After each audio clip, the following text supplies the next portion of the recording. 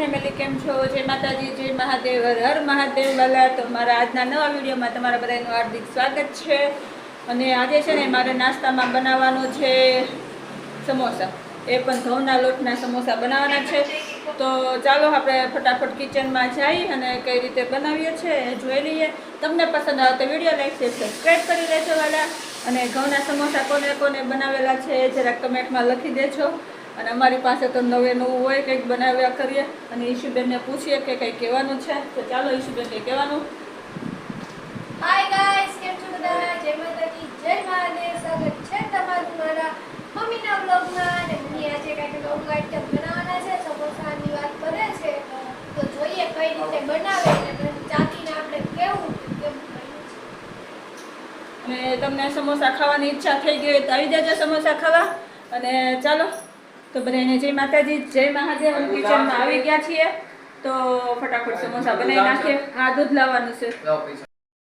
ત્યારે જ રોટલીનો લોટ થોડોક વધી ગયો તો રાખી મૂક્યો હતો. બટેટા વધારે બાફી નાખ્યા હતા, બતાવી દઉં તને. જો આટલો રોટલીનો લોટ બપોરે વધ્યો હતો અને બટેટા બાફેલા મેં થોડાક રાખી દીધા હતા. થોડુંક શાક બનાવ્યું, થોડુંક રાખી દીધું હતું. તો હવે આના બનાવશું આપણે સમોસા. વેસ્ટમાંથી બે નાની એવી ડુંગળી લઈ લીધી છે અને ડુંગળીનું ઝીણું ઝીણું કટિંગ કરી નાખીએ. કારણ કે કોઈ પણ વસ્તુમાં ડુંગળી વગર તો સ્વાદ આવે જ નહીં. જો આપણે એક નાની એવી ડુંગળી લઈ લીધી છે ને બટેટાનું અંદર ડુંગળીનું કતરણ ઝીણું ઝીણું કરી નાખીએ. કારણ કે કોઈ પણ આઈટમમાં ડુંગળી વગર તો મજા ન જ આવે. ડુંગળી હોય તો ખાવાની મજા આવે ને. હાલો બધા હવે સમોસા ખાવા. ચાલો ફટાફટ માવો બનાવી લઈએ, પછી પાછા મળીએ આપણે.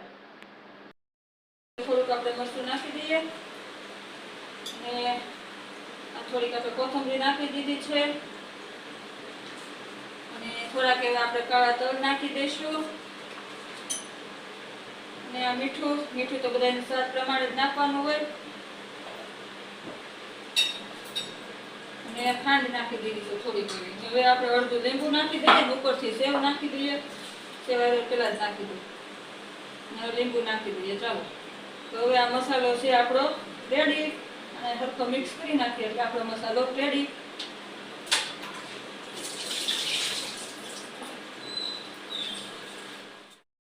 મારે 10 થી 15 વખત તો હાથ ધોવાના થાય બરાબર. અને છે ને જો આપણો મસાલો હવે તૈયાર થઈ ગયો છે. બધું મિક્સ કરી નાખ્યું. આ ચમચાથી કરીએ ને તો સરખું મિક્સ ન થાય. ક્યાંક ખારું, ક્યાંક તીખું ને એવું લાગે. હાથેથી કરી નાખીએ તો સ્વાદ વધારે આવે. રેડી થઈ ગયો છે. હાલો હવે વણવા ટાણે મળીએ પાછા.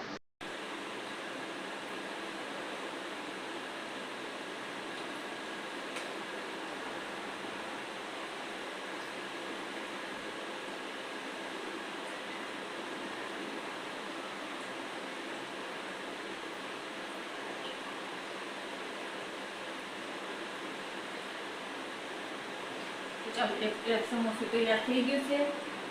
બીજું સમોસું આપણે તૈયાર કરી લઈએ. પણ પહેલા એમાં વચ્ચે આવી રીતે ભરી દઈએ.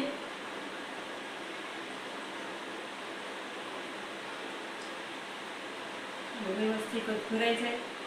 સોટે વ્યવસ્થિત.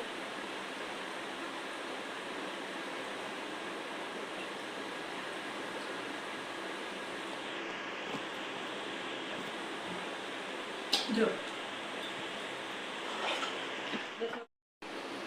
તો છે ને વાલા, જો આપણે તો આવી રીતે સમોસા બનાવીએ છીએ. તમે તો કેવી રીતે બનાવો છો તે જરાક મને કમેન્ટમાં કહી દેજો. અને સમોસા કોને કોને ભાવે છે એ પણ તમે મને વાલા જરાક કમેન્ટમાં લખી દેજો. એટલે આપણે કેટલા 6 થી 8 સમોસા બનશે. જાજા તો બનાવવાના નથી. અને આ સમોસા બનાવવાનું કારણ એ છે કે બેન દાદા છે ને ડોક્ટરે જ બહારની વસ્તુ ખાવાની ના પાડી છે. અને પ્લસ કે મેંદાના લોટની વસ્તુ ખાવાની ના પાડી છે. કારણ કે મેંદાના લોટથી પેલા બાદી થાય કે નહીં. એટલે આ મેં સ્પેશિયલ એટલે જ ઘઉંના લોટના સમોસા બનાવ્યા છે. એટલે બેનને એવું લાગે કે મમ્મીએ સારું બનાવી દીધું છે ખાવાનું. અને બીજું કે બેનને પેટ ભરીને ખવાઈ જાય.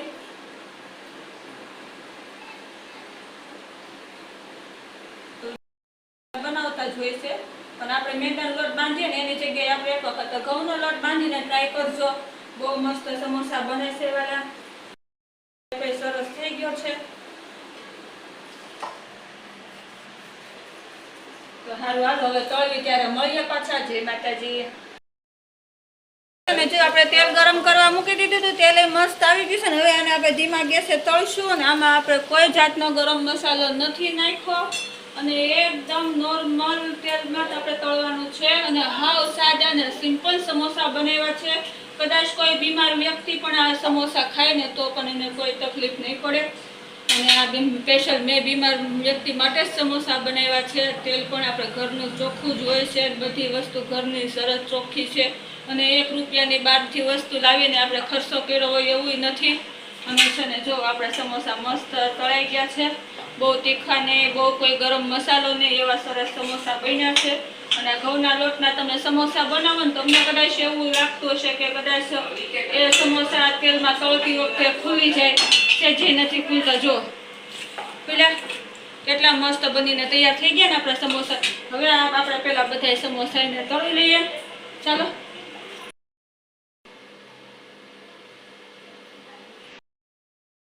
જો આપણા સમોસા મસ્ત બનીને તૈયાર થઈ ગયા છે અને આ છે આપણે ટમેટાનો કેચઅપ. તો આને તમે ટમેટાના કેચઅપ સાથે પણ સર્વ કરી શકો છો અને આંબલી ખજૂર આંબલીની મીઠી ચટણી સાથે પણ સર્વ કરી શકો છો.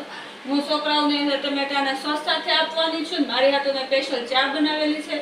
તો હું તો સાને સમોસા ખાવાની કોઈ ખાય ન ખાય આપણે ખાઈએ બધા. તો બસ આજ માટે એટલું હતું. જય માતાજી, જય મહાદેવ, હર હર મહાદેવ. વિડીયો પસંદ આવ્યો તો લાઈક શેર સબસ્ક્રાઈબ કરી દેજો.